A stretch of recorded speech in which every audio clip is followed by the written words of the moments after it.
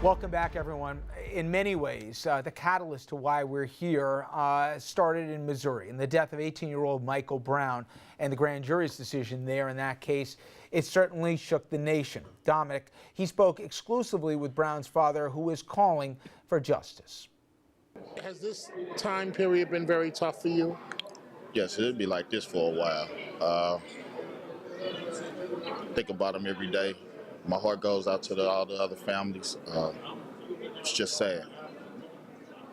Counselor, how optimistic are you that the feds will take this case? Well, the feds have the case. The feds not only have this case, but they also have, one, a criminal investigation of Darren Wilson's shooting of Michael Brown in violation of his civil rights.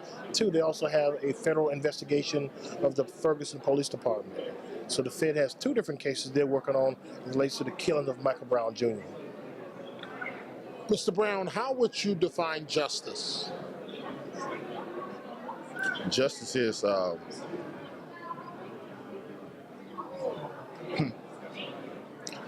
justice is just getting free rights, man. For my son, for, like I say, for all the rest of the families. Just getting things done in the right way. Mr. Brown, you're very sad. I can tell you're very sad. Yeah, I've been like this since day one, since August 9, 2014. It'd be a while before I get any comfort. Final question, Mr. Brown. How did you find out about this tragic situation? With my son, I had a phone call. Someone made a phone call to me and let me know what the situation was, and I just rushed to the scene. That's all I could do, just rush to the scene and just hope. You arrived at the scene. I mean, I don't mean to sound insensitive. You arrived at the scene while your son was still there? Yes. My son was laying on the ground for 4.5 hours. Thank you. Now, the rally in D.C. today, part of a national call to action. Protesters want to say that positive changes made when it comes, they want to see them when it relates to police-community relations. It's not a coincidence that they're in Washington for this. They believe that the federal government has to take a lead on this in many ways and not leave it to jurisdiction to jurisdiction. And a recent poll shows that 31% of whites compared to 74% of blacks believe that Wilson's use of deadly force is part of a broader pattern here. And I want to get to policing in a second, but Kenneth, I could see you listening to that conversation about a family member who lost one. And how would you answer the same question that Dominic asked? What would justice be for you as it relates to the loss of your dad? Well, I actually have been asked that question before, and I will say that some justice is these officers being held accountable for the crime that they committed, because many people know that there is audio of the day that my father was killed, and I've challenged anyone to listen to that audio and tell me that you do not hear misconduct to murder. So that would be justice itself, just having the feds take that now and charge these officers criminally and have them, as I say, walk a perk line the same way you or I would have to. But when you look at the bigger picture and you think about justice, there really is no justice. Nothing is going to come from that. You can't bring my father back. There is no closure. You cannot undo what you've done. So when he says, I'm going to be feeling like this for a while, 3 years later, I can tell him it still feels like November 19, 2011. You're going to feel like that forever. You know, part of your job, Chief, was when stop and frisk got put in place, you were that conduit to the community to explain that this broken windows policy was a policy that theoretically would be fairly applied and that there'd be benefits in terms of safety and quality of life for all communities. Was that ever a tough sell for you to have to make? You know, increasingly as my career progressed, everything became a tough sell because it came back to the basic root that people started losing faith in the criminal justice system and in the police department. So if I was giving away lottery tickets, it would have been a tough sell, because when you don't trust an entity, you don't trust anything that's coming out of an entity. And that's not to say it was 100% we didn't trust the New York City Police Department, but people became increasingly aware of that. And I'll just echo this. One day my daughter was speaking with some friends, and she had made the comment about the police are always stopping and harassing people.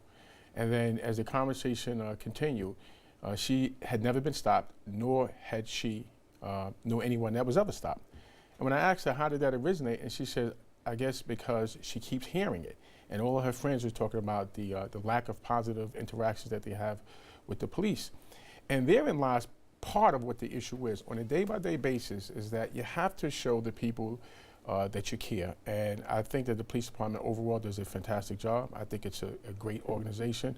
But there were some missed opportunities, and I, in my opinion, some ground balls that we, and I want to be very clear, not that they, that we missed throughout that course. So it certainly made myself a lot harder. But when I was meeting with the community, my objective wasn't to sell anything. My objective was to learn, to find out why they feel the way that they feel, but more importantly, what did they need to see?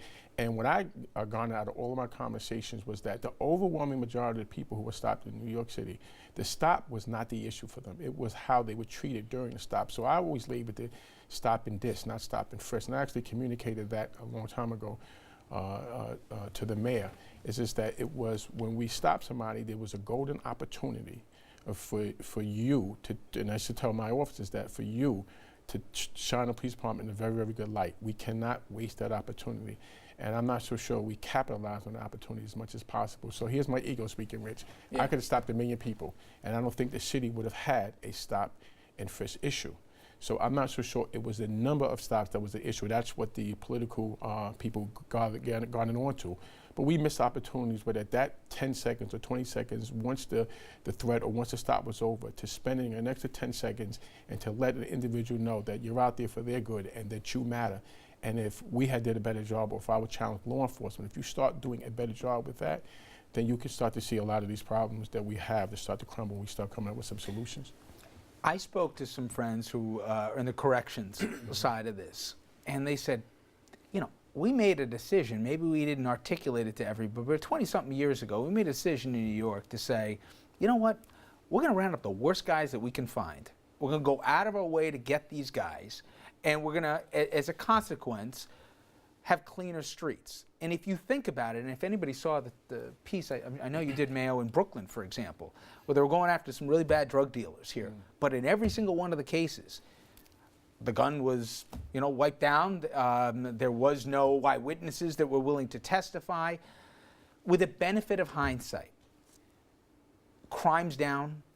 A lot of the communities that nobody would have felt safe to walk through, including you guys, you know, 20 years ago, you can walk through right now. For crying out loud, some of these places are so gentrified you can't even afford to live there, right? Was the trade-off worth it? Because nobody's stopping and frisking me, let's be honest, right? Was it worth it with the benefit of hindsight? You know, I don't know if it was worth it or not, but I'll tell you this, that you could have had both. You see, the problem that I think is missing in law enforcement, is missing in the community, because there's faults on both sides here, is that community policing and aggressive policing, there's not an either or. You can have both, because the people in these communities, they want aggressive policing, they want tough police, they want fair police, and they want to be respected, they want to have their dignity. So I reject totally the notion in law enforcement that you can't have both. So nothing substitutes for having your streets safe. And the peace of mind is that you're safe, is that when your kids go out, they're safe, when your wife, your mother, your father. We just want respectful policing. And by and large, in the New York City Police Department, I do think that we have it. The small part that we don't, it's so simple to do. And I'm going to speak for law enforcement, and I'll speak to all of my peers in law enforcement throughout the country. Reject the notion that you can't have aggressive policing and community policing. Not only can they go together, the only way that any of them will work is that they have to go together. And I certainly know for a fact that it can particularly work. There's no either or. Earlier this week, we sat down with both Pat Lynch and also Sergeant Mullins, whose jobs, for the folks at home don't know, is the voice of the PBA and also for the sergeant's equivalent. In many ways, they said the same thing. Both they felt that this current mayor hasn't had the back of the police, but more than that, that they feel that no matter what happens, whatever the outcomes is, that the police never get the benefit of the doubt. Now, I know a lot of people say, my God, you look at what happened in both Missouri and in Staten Island, by definition, and we'll get into the legal front, of course they do. But you've been in precinct houses, right, where obviously the unfiltered conversation, is there an us and them that they feel that no matter what, police are on the defensive the minute that they go on patrol?